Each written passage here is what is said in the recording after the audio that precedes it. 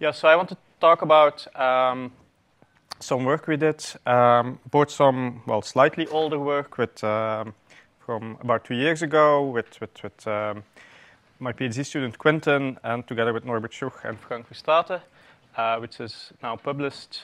I will use this, which is by now published in this publication. And then some more recent work, which is actually about the title of this talk, Finite Entanglement Scaling for 2D metals, which will hopefully be published soon. Maybe March is too optimistic, might be April. And that's together with Minghao Li and Nick Bolting, both of which are currently at Oxford. And then so in particular, I want to acknowledge the 2 PhD students who are actually doing all of the work. So let me start with an introduction. Tensor Networks, allows critical systems. I think this can be very brief. Everybody here knows very much about this, and we've heard several things about this over the past few days. Also, how to use MPS and PEPS for free fermion systems. I will just have one. I will just flash one slide. So this is actually the symmetry and topology section, I think, of the conference. So I added a symmetry and topology section of the in the talk about which are actually relevant if you want to describe Fermi states with a Fermi surface using tensor networks. And then I come to the main results, the new results of finite entanglement scaling. But these are still, it's work in progress, so they are preliminary, and there's many more things that we would like to do. There are some things that we don't properly, fully understand yet. So any input there is definitely welcome. And if you have questions, please interrupt me at any time. Before I start, a very short advertisement. Our group in Ghent currently has positions available, both for PhD students and postdocs. So if you're a student looking for PhD or postdoc position, or if you know people, just point them to our website. The instructions of how to apply are very brief, just sending an email to a given address. I also want to advertise that we have quite a few tensor network packages using the Julia programming language. They're somewhat different than I guess, the main packages, iTensor and TenPy. Especially if you're interested in doing infinite systems and some of the algorithms we've been developing, like with these excitations, scattering, you might find quite a few MPS algorithms in there. It also supports non-abelian symmetries, even like these anionic symmetries. If you want to study anionic spin chains, you can actually fully exploit all these symmetries. And if you want to know more about this, just come and find me and come and talk to me. Okay, so tensor networks and area laws. As we all know, tensor networks are great. The reason for this is that capped systems seem to have area laws. In 1D, this is rigorously proven. And that's exactly the feature of tensor networks, and therefore they work extremely well, definitely in 1D.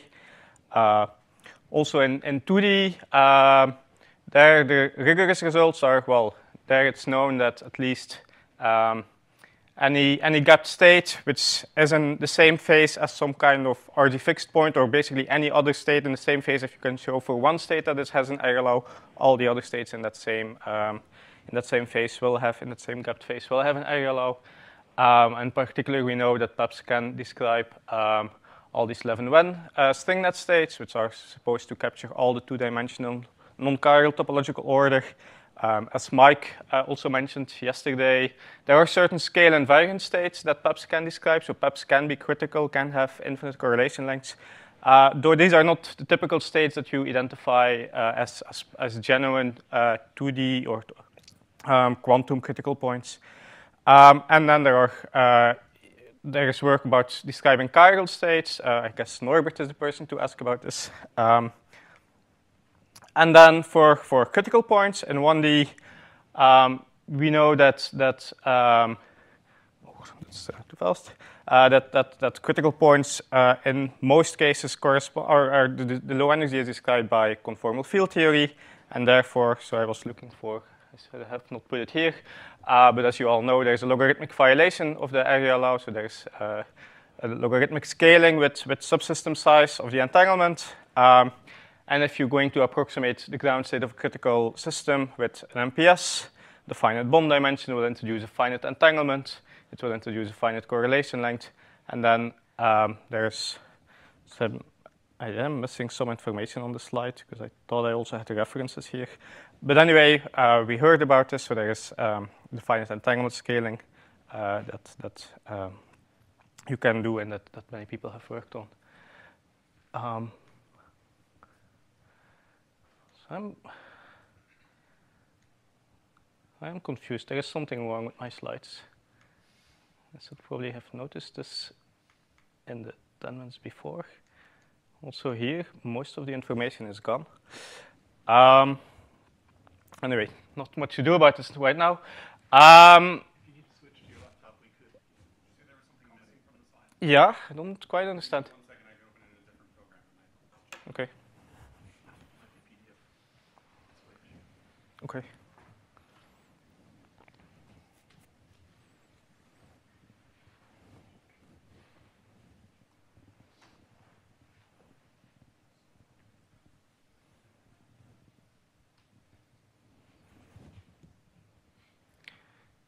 Yeah, I should have noticed in the break, but We can give you some extra time too. I'm not sure. Yeah, we will see. Maybe that's not necessary. As well, if you forgot to change to that. Yeah, well, let's wait. Let's wait. Nice joke. Oh, yeah. That's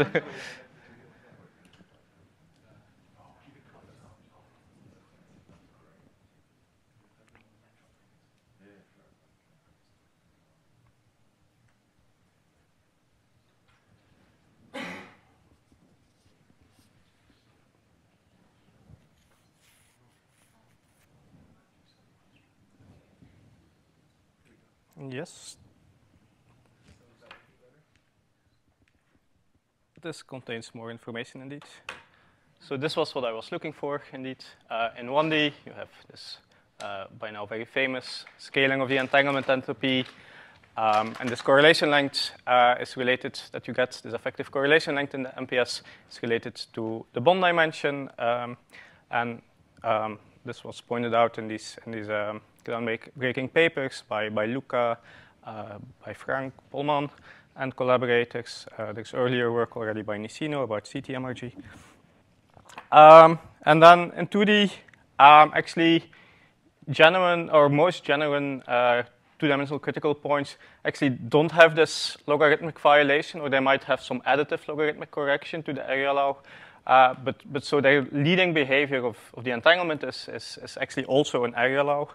And it's only particular classes of critical states, in particular states which have fermionic states with a Fermi surface. There are also types of bosonic states that have logarithmic violations of the area law, but in particular we will focus on those ones. And so what happens if you do a variational PEP study of such a genuine two-dimensional critical point?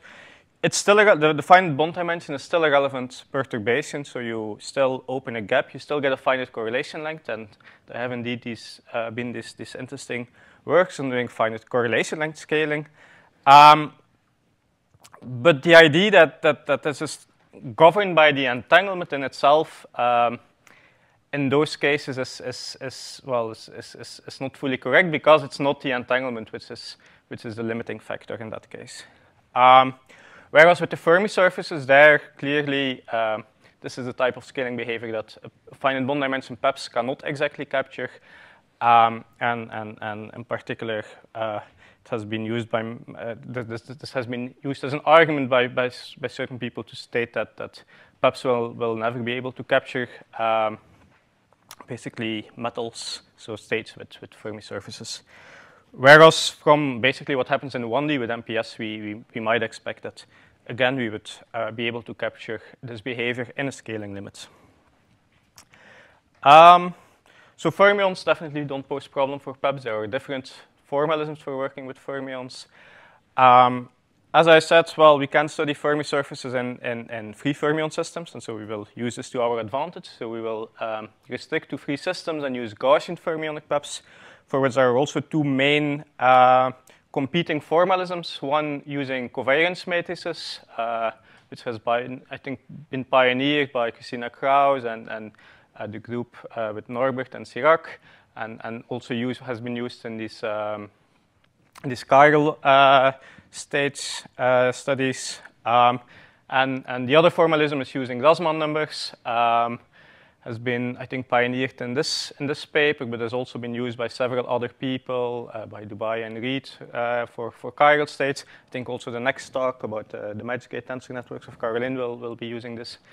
And so the main idea is that, well, you keep the PEPS construction, so you start with entangled virtual degrees of freedom, which now the virtual degrees of freedom will be fermions or Majoranas, or in the Grassmann formalism, this will be some kind of Grassmann numbers. And then you apply some gate to this, some projection to this, to map them to some physical state. And for obtaining Gaussian fermionic PEPs, of course, both the initial entangled state should be a Gaussian state, and then also the projection that you do on top of this should be Gaussian. And I mention both of them because I will not go into the technical details of how we parameterize things, how we do the optimizations, but we actually used a bit of both, and in particular we used the first formalism in this older paper, but now we're actually using both of them. And whether they're fully equivalent, maybe other people have a better idea about this. It seems to us that what you can do with the Grassmann numbers, you can definitely do with the covariance matrices. But with these covariance matrices might give you a bit more freedom, actually. So what do we want to look at? Free fermions showing Fermi surface, so mostly 2D. I will also need a 1D at certain points. So what you have is typical single particle dispersion relation. We will just focus on models with a single spinless fermion, so a single band, and then everything below with negative energy will be filled, and so you get some fractional filling depending on how you choose the chemical potential. And so now you want to build the PEPs for that, and you want to use symmetries. You might want to use symmetries. Typically, that's a good idea. And the main symmetry, of course, in such a state is the U1 particle number symmetry. So you might want to impose the filling that you expect that you need. Now it turns out that you cannot actually do this. And this is not just a PEPS artifact. This has some underlying more fundamental reason. So the Lieb-Schulz-Matthijs theorem actually prohibits the existence of a translation invariant gapped trivial state, so what we would call an insulator, that would have a fractional filling. So if you want to really build a PEPS with U1 symmetry, at least there's definitely a Gaussian PEPS. It can only have integer filling. And this also implies that we expect that the PEPS will contain some relevant perturbation away from the Fermi surface so that it will open a gap. And the only way you can do this is either by breaking translation invariance, but we will explicitly be using translation invariance, or just by breaking the U1 symmetry by adding pairing terms. To what extent this is then a restriction from working with free fermions? If you have interactions, there might be other ways to open a gap. But actually, even in that case, our collaborator Nick pointed out in the paper that even in interacting PEPs, if you impose U1 symmetry and you want some fractional filling, it necessarily needs to be essentially a state with topological order. So it's definitely not a trivial state. Okay. So then we know that we should just not impose U1 symmetry. We of course, necessarily still have to impose a fermionic parity symmetry. And so we can do a variational simulation using this Gaussian framework. We chose one particular, or maybe that's also something I wanted to point out. I added here a next to nearest neighbor hopping term, which will, in particular for the 2D case, which we will use to make the Fermi surface more circular, especially when looking at the entanglement. That simplifies things a bit. So in particular, with this choice of the parameters, we obtain half filling and a Fermi surface that is very close to being exactly circular. Not that it's very essential, like we did also, especially in this first paper, many other choices of parameters where the Fermi surface, and I will show some of them, so where the Fermi surface is very far from being circular. And then you plot, for example, energy errors with respect to bond dimension. So this is really the bond dimension of the PEPs if you would transform this Gaussian PEPs into a fully generic PEP. So it's really the bond dimension that you would need. So it's 2 to the power of the number of virtual fermions or the number of Grassmann numbers. You have a question. Oh, sorry. Yes. So do you think the convergence is like a little bit slower than a power law? That's a good question. Let me return to that. And then, so for particle number, as we do not impose particle number explicitly, we cannot impose U1. There are fluctuations, but also these go down in what seems to be close to power law. Whether it's an exact power law, let me comment on that. But essentially, it's kind of an open question. And then if you look at other properties of the state, and in particular if you look at the superconducting order parameter, so the in momentum space, like the expectation value of Ck, C minus k, what you see is that it's, of course, it's non-zero, but it's only non-zero in a small region around basically the Fermi surface. So here it's plotted actually as a function of the single particle energy. Here in this 2D plot, it's plotted as a function of momentum. The color encodes the amplitude of that order parameter. And then these arrows indicate the phase. And so it's... sorry. I may have missed it when you say in the previous slide, D is it the fermion bond dimension, like the free fermion size, or is it the full bond dimension? It's the full bond dimension. So it's 2 to the power the number of virtual fermions. Okay. Yes. So this is really one virtual fermion, 2, 3, 4, and so bond dimensions going up to 64. I had a question about that. I mean, so bond dimension 64. I mean, you don't usually hear that for 2D. So are you not using some of the more standard algorithms, or sort of avoiding them, or are you just? But yeah, that's of course the power of using this Gaussian framework is that you do not need to go via the standard contraction algorithms, and I will also comment on that in the outlook. Okay, any more questions at this point? But you're fundamentally working in real space, right? Yes. Right. Is there any benefit in trying to do this in momentum space, or are the states just very non-local? Well, representing the state in momentum as because the non-attracting problem has no entanglement. Yes, but then indeed it would just be a product state in momentum space. Right. But I mean, the main argument for tensor networks is, of course, that they improve systematically on top of a product state.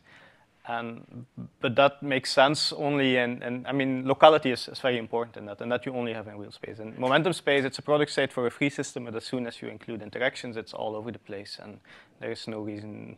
Well, I don't think you see this much anymore. I think in the early days of DMRG, people were trying to actually study systems directly in momentum space. And then with the cylinders, actually, if you apply DMRG to cylinders, in some cases, it's useful to actually use momentum across like the circumference of the cylinder. But other than that, I think there's not much going on anymore about using DMRG directly in momentum space or tensor networks. Okay. Yes, and so you have, you basically get the signatures. That's the main takeaway message of a P plus IP superconductor. Which is, if you look at the winding of this order parameter, which is basically what you need to have if you think about at the Hamiltonian level. Ooh, there's some kind of moiré effect going on here. I don't know. If you want to open a gap in this free fermions hopping in this Fermi surface state, you actually need some P plus IP pairing term. And And so this is, for example, for, well, a very different set of parameters. So here is for this particular Hamiltonian. So now there's only nearest neighbor hopping and a pairing term. And this is like a sketch of the phase diagram. All the black lines are regions of the phase space where the system is gapless. And then everything else is gapped. But actually, if you want to, so everything on this horizontal black line is a true Fermi surface state. But if you want to open a gap, you necessarily end up with a topological superconductor with a non-trivial Chern number. Yes, Mike? Yes. Yeah, so so that's exactly, well, what also this is about. So here we did not explicitly add a pairing term, by doing the variational optimization, it opens a gap and it replicates the features of a P plus IP superconductor.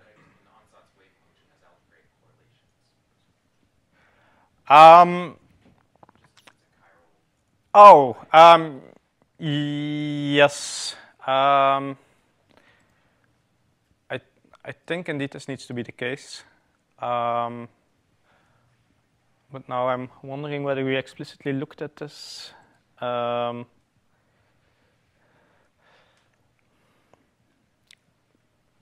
guess so. Yeah, it needs. That's the conclusion. But I cannot remember. I don't think we explicitly verified this. Yeah, Gifke? Can you go back one slide?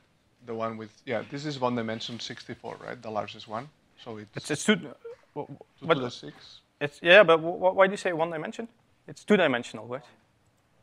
Bond. Bond dimension, capital D. Yeah, it's bond dimension. Yes, yes. So, but of course, in real PEPS calculation, you don't need to go that far. I mean, you don't want to have to go that far. But is there any sense? I mean, this is nicely scaling already. So yes.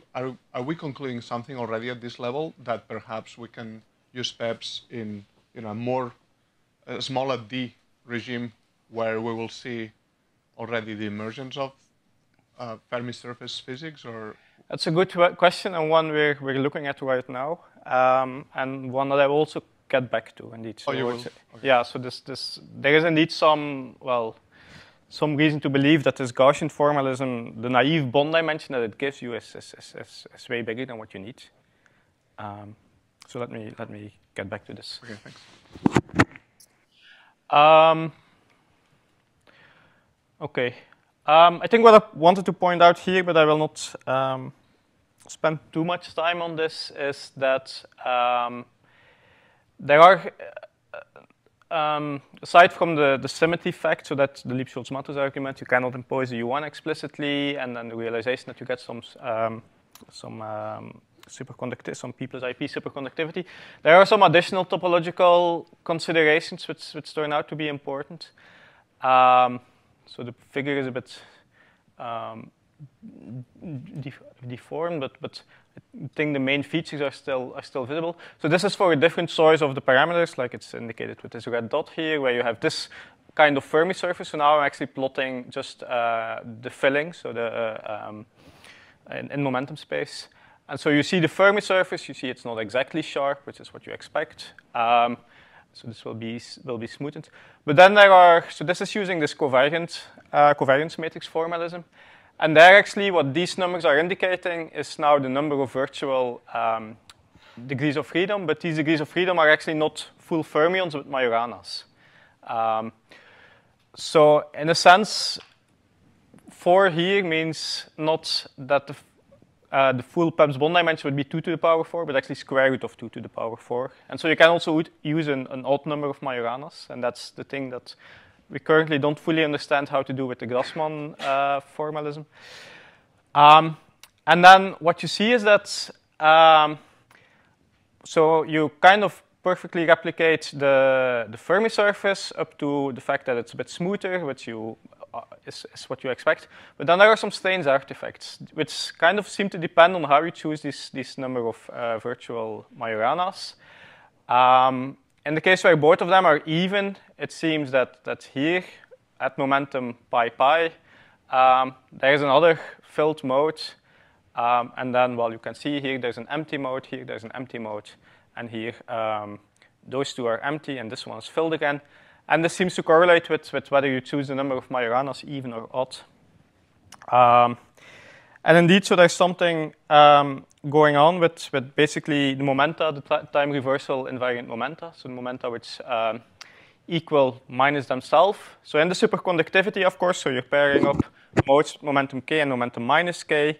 The modes for which k equals minus k up to Brillouin zone periodicity, they always need to have an exact filling, so they need to be filled or empty, or just have a parity, an exact parity. And there seems to be a relation between parities if you go from basically momentum 0 to momentum pi in one direction or in the other direction. Seems to correlate with whether you choose this number of Majoranas, even or odd. You can actually prove that this is the case. And then if you do a counting argument, you see that you cannot actually create all the kinds of possible parity configurations that you might expect from a physical state. Like the number of these time reversal invariant momenta on a cubic lattice in d dimensions with scale like this 2 to the power of 2 to the d. And the PEPs, by choosing even or odd Majoranas in the different dimensions, you can create less of these parity configurations. And so this actually seems to be related. We'll not go over all of this. But this is something that is known in the literature on topological superconductors, that there seems to be some relation between these parity configurations and the Chern number. And in particular, that's the product. So this is the Chern number computed from the Bogoliubov-Dijan Hamiltonian, so it's the Majorana Chern number. If this is 1 or odd,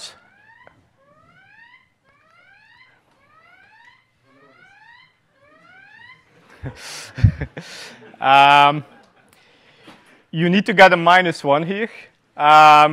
But then the way the PEPs, in the PEPs, these parity configurations are related, actually this is always +1. So this is some kind of topological abstraction, it seems, to having chiral states, which is, in a sense, a weaker version, I think. I didn't put this reference, but the Reed Dubai paper. I think the kind of no-go theorem they have is more general than this one, but this seems to be like at least a simpler version of this. Now, in practice, what this all means, looking at the time, is that the easy way to get rid of this is actually just by using antiperiodic boundary conditions. So what happens is actually that like if we in the end we want to focus on the Fermi surface just centered around momentum 0, around the center of your Brillouin zone. So it's just a single Fermi surface, a single region, a single connected region. And such a state necessarily in a system with periodic boundary conditions, it has odd parity. Because there's only the momentum 0, which is special, which will be occupied if your Fermi surface contains it. And then all the other states are paired up in such a way that together they have even parity. And so you want to actually have an odd parity state, but then the way we construct the PEPs, if you really want to use a translation invariant PEPs construction, just putting tensors everywhere and connecting everything up, and these PEPs, we make them with even tensors, then necessarily the state that we create is even. And so there's something off with the parity or with the filling. And the easy solution to get rid of this is just to use antiperiodic boundary conditions. So that momentum 0 is not there, and you actually get a physical, or you want to approximate a physical state which also has even parity. So that's where these kind of topological considerations matter, and certainly in this first paper it took us a while to understand what was going on. Okay, so let me then get to the main part, the finite entanglement scaling. And indeed, let's start with looking at one-dimensional fermions, which is, of course, well known. The main difference being here that we also use this Gaussian formalism. So we don't use generic MPS, we just use Gaussian MPS, which are constructed in the same way. And most things seem to go through, as you expect, with finite bond dimension. You replicate the entanglement scaling up to a certain point, up to a certain subsystem size, and then it levels off. and you get some. You can identify from this some kind of effective correlation length in the state. And indeed, doing so, trying to fit this effective correlation length, you can then collapse all these curves. One thing that seems a bit odd is if you plot these effective correlation lengths as function of bond dimension, like for generic PEPs, MPS in this case, you expect this power law. In this case, it doesn't seem, there is some bending off. It's not entirely clear yet, so we're still waiting on data for larger bond dimensions. Whether this is just a small d effect, and then from there on it will be exponential. But indeed, also in the energy, as we heard yesterday, also that should actually scale as a power law as a function of the relevant perturbation. But also there, it's not, well, I think this is some old plot. The lines here are not indicating anything; they're just connecting the dots. So, but it certainly doesn't look very. I mean, there seems to be some deviation from linearity, and even more so if you do try to fit an exact power law to this, or so a linear curve to this log plot. The kind of kappa that we obtain. So there is some variation because it doesn't look very good like a perfect line. But the values of kappa, the possible values of kappa that we obtain are actually smaller than we would expect. Like for this, it's a C=1 theory. The theory of Luca and Frank Polman tells us that we should actually find this value for kappa, and what we seem to find is smaller. Yes. Is this with the Gaussian 1D algorithm? That's the Gaussian 1D, yes. Uh-huh. It's not really clear the Pullman argument would go through. No, that's indeed the point. It's not that this argument should necessarily hold, and that seems to be what we find. That indeed we find, well, even if it's a power law, which is also not very convincing, it seems to be one with a smaller exponent. But to be clear, the S versus log C relation is correctly C/3.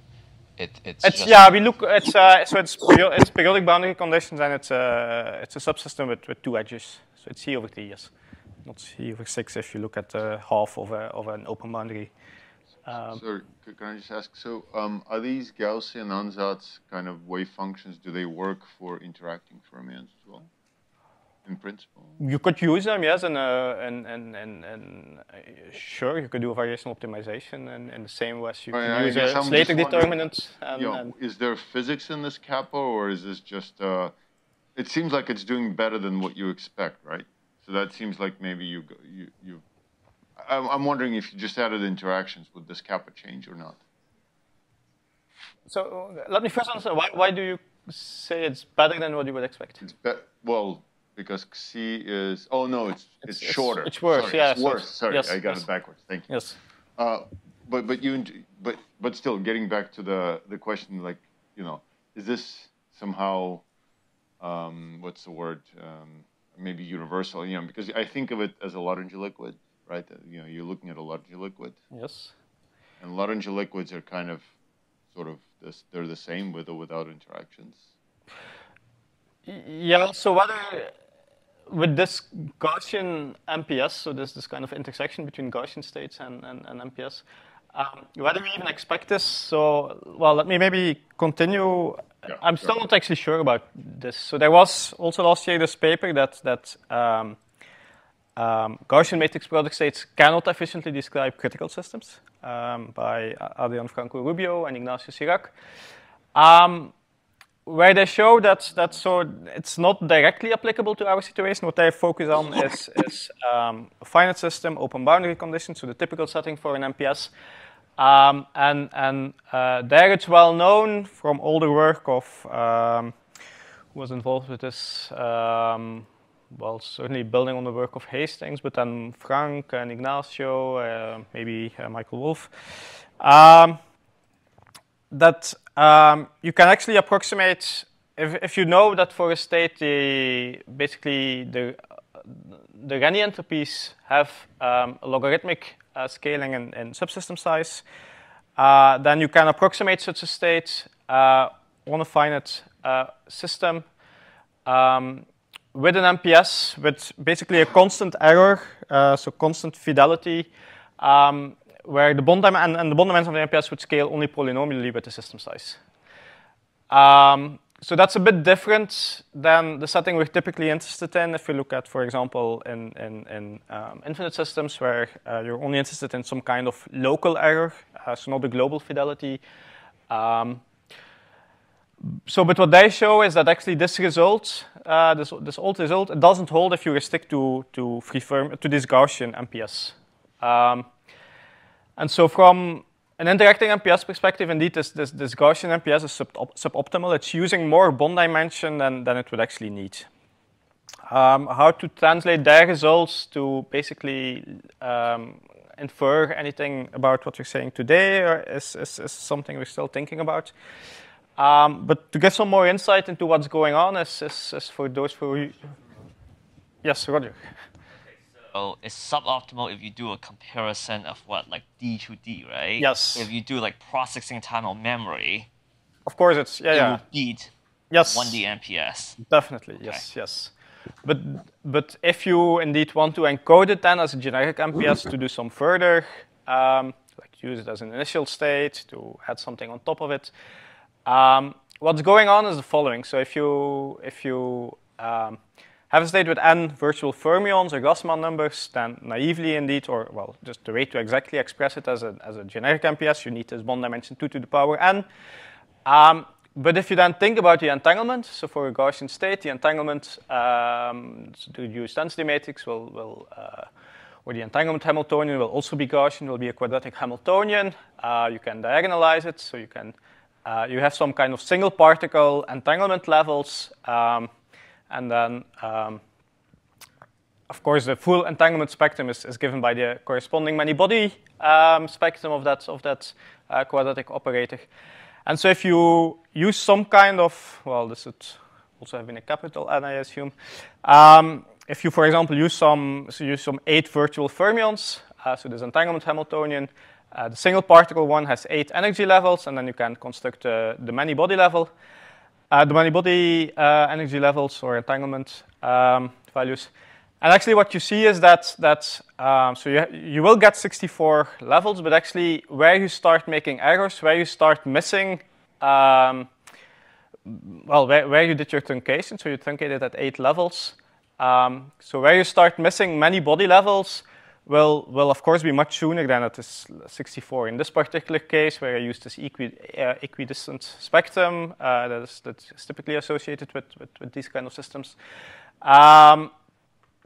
it turns out that for this particular case, actually, already you're missing the 33rd level. So basically, even though if you want to exactly represent this Gaussian state as an MPS, you would need bond dimension 64. Actually, you know it starts deviating from what you want at level 30T. So you could just as well truncate it and throw these higher levels away, because you're anyway making errors beyond that point. And now, how this actually scales? So what actually the relevant dimension is, like up to the point where this is correct, like getting some kind of effective bond dimension for a given n. That's some combinatorics that I would still need to do, because I only did this exercise yesterday. But it's maybe here it looks like it's just half of like it's 64 to 30T, but it's going to get worse as n increases. So you could expect all kinds of things. You could expect that indeed the effective bond dimension up to which that MPS, that Gaussian MPS is correct, is actually like much smaller than the full bond dimension, and that there is some additional power in there, or that it's even some other kind of behavior. Okay, so that's what's going on in 1D. Time is running out, so let me actually switch to the main thing, 2D. That's the same plot from before again, so we're looking again at the state, but now we want to consider its entanglement. So we optimize it, as I said, to have some kind of circular Fermi surface as good as possible. Entanglement entropy of a 2D Fermi surface state. There is this famous paper or result which gives a general expression for the entanglement entropy of a region which in a state with a Fermi surface. which seems to be related to some old conjecture and operator theory, and finiteness of both real space and momentum space, or Fourier space. If you calculate this for a square region, so an L by L region, and then a circular Fermi surface with radius kf, you get this kind of result. So that's the exact entanglement entropy, which we need to reproduce.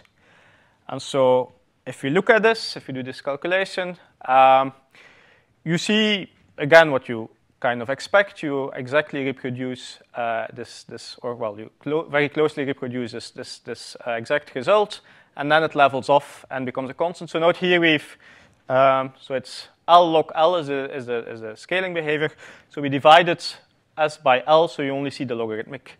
And we plot it as a function of log L, so the exact result is linear in this way of plotting it. And the finite D results level off. And again, actually, by putting forward the scaling relation, which actually only modifies this logarithmic part. So it exactly reproduces this this prefactor. So it looks here in the way it's plotted, this alpha, that this is a parameter which we we could optimize it, but actually if you just put the exact value, it's not modifying this. We don't need to choose a different value. It's only this logarithmic part which is modified in the same way as happens in 1D. So you get some effective correlation length there. And then looking at this effective, so this we just fit or tune this correlation length to trigger this collapse. And then if we look at this correlation length as a function of bond dimension, actually in this case it's much closer to an exact linear relation on a log-log plot. So it's much closer to a power law than it's in 1D. Again, there's a value of kappa which we don't really understand. So we would like to understand this from basically this very old RG perspective on Fermi surfaces, that you could think of them as a continuum of one-dimensional CFTs with C equal 1. But again, we're working with Gaussian state, so we expect that the bond dimension that we're using here is larger than we would actually need. In this case, it's much harder to get some kind of entanglement argument at the level of single bonds, since, well, it's a 2D state. You cannot make a bipartition by cutting a single bond. But at least we're very convinced. And so coming back to this, and that's the question of Michael. So here it actually looks much more like a perfect power law than before. And if I go back to the energy plot that I had here, yeah, so we should also certainly fit a line to this. But it also looks that if there's some leveling off, it's less severe than it is in 1D, at least. So that's some very stimulating results, but also certainly some open questions that we're still looking at. Let me just, time is running out. So that's a very preliminary result for basically the same kind of system, but now with two flavors of fermions, so two spin components, spinful fermions, where we explicitly enforce the SU2 symmetry. What we see in that case is that actually the exact, that the simulation results, so the variational states, overestimate the entanglement entropy a bit before leveling off. So by enforcing the symmetry, we're changing basically how a gap can be opened. You can now only have some kind of superconductivity in a SU2 symmetric manner, coupling, pairing spin ups with spin downs. But again, it seems that these results can have perfect scaling behavior, that there's a scaling hypothesis that we can collapse them and that there is some effective correlation length. We're very much limited in bond dimension in this case. To enforce this SU2 symmetry, we really need to use an even number of fermions on the virtual bonds. So this gives us a very small set of possible bond dimensions. So we will probably not be able to make very hard conclusions about the scaling behavior in this case.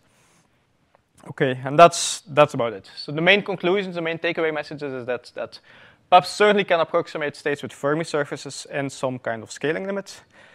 There is some interesting interplay with topology and Chern numbers of nearby gapped phases. So it's not able to, you're not able to open a gap in such a way that you immediately end up with a trivial state. What we want to do is, well, first, certainly also even for a single flavor of fermions, test the scaling behavior some more for different geometries, different Fermi surfaces, so different shapes, different fillings. This was half filling. Not that it really matters because we're not enforcing the filling in any way. We want to have a better theoretical understanding of this effective correlation length showing up in 2D, this kappa coefficient that we get out of this. We definitely want to investigate further this role of Gaussianity, both for the 1D case, but also in 2D. And indeed, this then relates to this important question.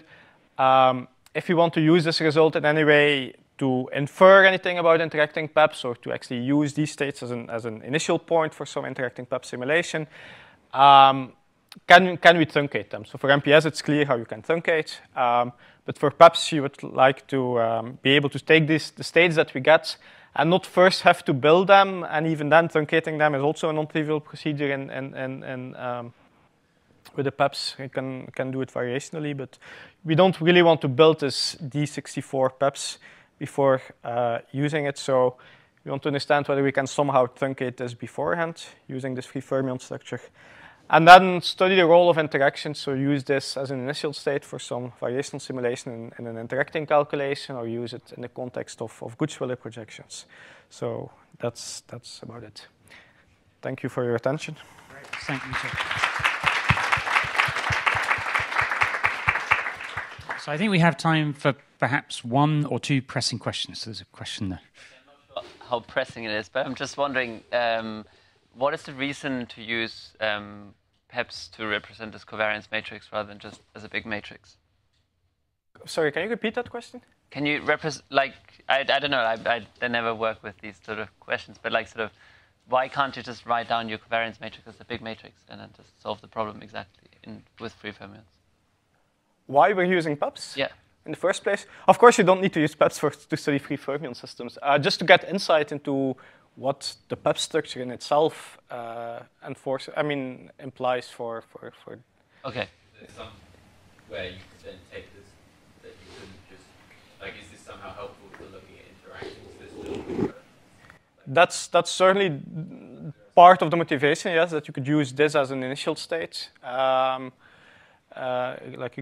Some good initial state. You could indeed, as was also asked before, you could maybe apply these Gaussian states directly to an interacting Hamiltonian to get some kind of mean field predictions, like Hartree-Fock type of structure, and then use that as an initial state in a full variational calculation where you include interactions in the PEPs. That's only one way that you can use it. The other way we're actually looking at, how we came to this, is try to use this to build actually interacting spin liquids, like Fermi type spin liquids by just using a Gutzwiller projection. That's why also we're looking at this SU2 invariant state, so where we just apply the Gutzwiller projection, and I would get some kind of interacting spin PEPs or bosonic PEPs exhibiting this kind of like logarithmic violation of the area law.